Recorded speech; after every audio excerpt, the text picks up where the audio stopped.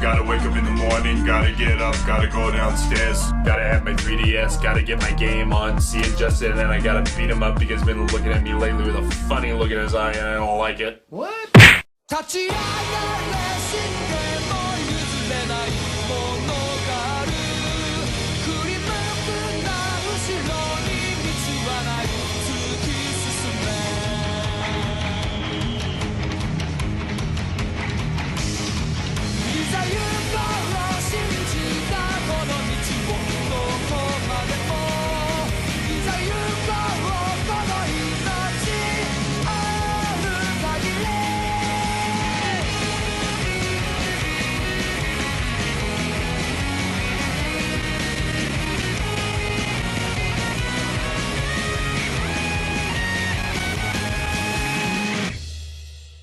Now some of you may have noticed that I got the 3DS a little early. Well, a fan from Japan sent it to me. To me! That's what I said, send it to me. And they sent me a really cool game to go along with it. Super Street Fighter 4. Now J-Dub gave me the system and the game. You took it from me! Gave me both of them to review. So I'm happy to say that Super Street Fighter 4 is an amazing port. Now many of you have played or seen the latest Street Fighter game. It was released first as just Street Fighter 4 on the PS3 and 360 consoles. The gameplay was good, but there were a few things lacking and things that just needed some tweaking. And that's when Super Street Fighter 4 came out and fixed the problems with the first one. Now let's address the biggest concern that most people will have about this game. Is the 3D just a gimmick, or is it truly a nice feature that enhances the experience? Well, it's flippin' awesome! No, right? Right? Right! Yeah! The 3D effect is a gimmick. I'll admit that. But the game is only enhanced by the 3D feature. There are no cheesy 3D popping out at you hokiness, and it's not a feature that you look at once and then turn it off because it looked nice but you won't play with it. It's a really nice addition to the feel of the game, and I think it does nothing but enhance the game experience. Now the 3DS is not really a system that allows for onlookers like the DSi XL was able to, as the 3D effect disappears when you tilt the system from your eyes even just about 5 degrees in any direction. So playing a fighting game where you might be moving the controller, in this case is the entire system, all over the place doesn't seem like it'd be the brightest of ideas, but it still works well. Just not for friends to watch. The 3D effect just gives you depth and fools your brain into thinking that you're looking at two fighters in the middle of a brawl. People who are very familiar with the Street Fighter 4 games and consoles will notice that some of the backgrounds are missing from this port, as well as some of the voices. These were probably taken out to compensate for the 3D effect, because the 3D is really a power and processor hog. Even so, the gameplay is quick and it doesn't lag, even with the 3D on, and it doesn't speed up with the 3D off either. It's a nice balance.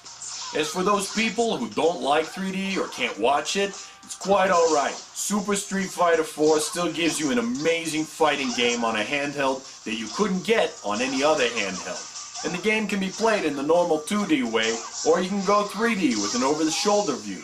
Now this mode is best for people who know how to judge distance and who want to use the 3D of the 3DS. But don't feel like you have to use it. But it is best if viewed with the 3D effect on. Now the graphics are incredible for a handheld. The characters move and flow just like they do on the home console versions. And that's a definite plus and a great example of how powerful the 3DS processor is. There is some minimal frame skipping, but unless you know what you're looking for, don't worry about it.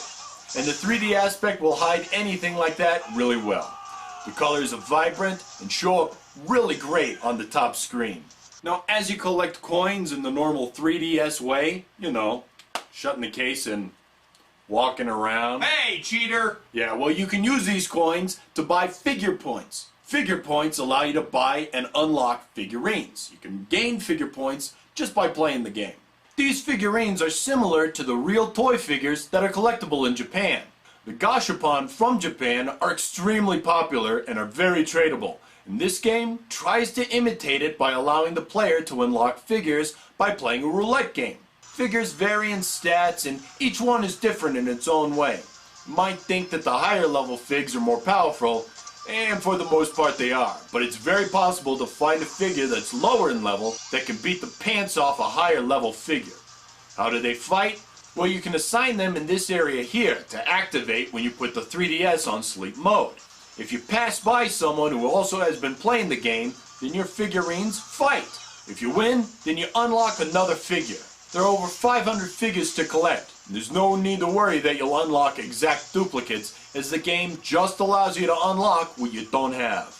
But it can be hard to have the Street Pass work. J-Dub and I sat next to each other for several hours waiting for a damn trade, but it never did. Finally, we went to the mall, and when we came home, we saw that it finally took, and our figures fought. Now, where the game actually starts to fail a bit is in the control area. I mean, people are used to playing on fighting sticks and on game pads, or on Wiimotes. I heard that! And so not having as many buttons up front causes the control to be a tad difficult. The shoulder buttons on the 3DS are kind of small, and so both J-Dub and I had problems using them effectively for things like heavy kicks and heavy punches. But the nice thing is that you can just change them. So I make the shoulder buttons my grabs or light kicks and punches, and make the front buttons my medium and heavy attacks. The circle button works well for the different moves. Unfortunately, those of you who are used to using the D-pad are in for a slight disappointment, as the D-pad is much too far down on the 3DS to be effectively and comfortably used as a controller. This is how it is with every game, but it's really obvious with the Super Street Fighter 4. Now there's a feature in the 3DS that isn't on any other systems, the touchpad to do super moves. Now if you're like J-Dub in there and just no good with fighting games, then this will be a godsend. If you're like me and are pretty good at them, then you still might like it.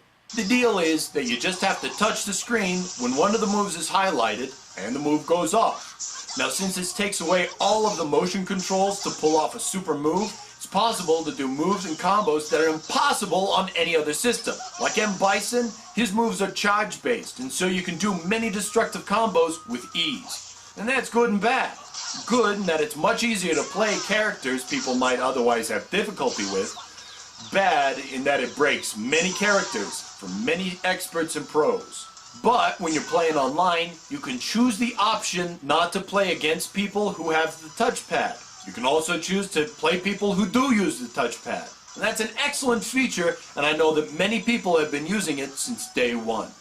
Or if you got a couple of buddies who are playing, you can just sit back and watch them brawl it out in the spectator mode. Now that is something that is truly worthwhile. All in all, the features for this port are great.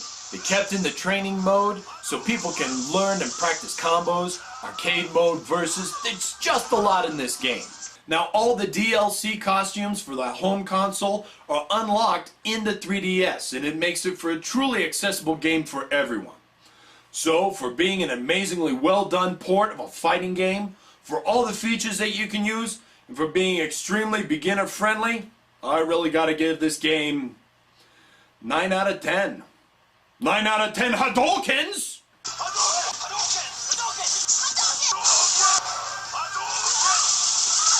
It's a great 3DS launch title that needs to be picked up by fighting gamer aficionados as well as people who want to get better at fighting games.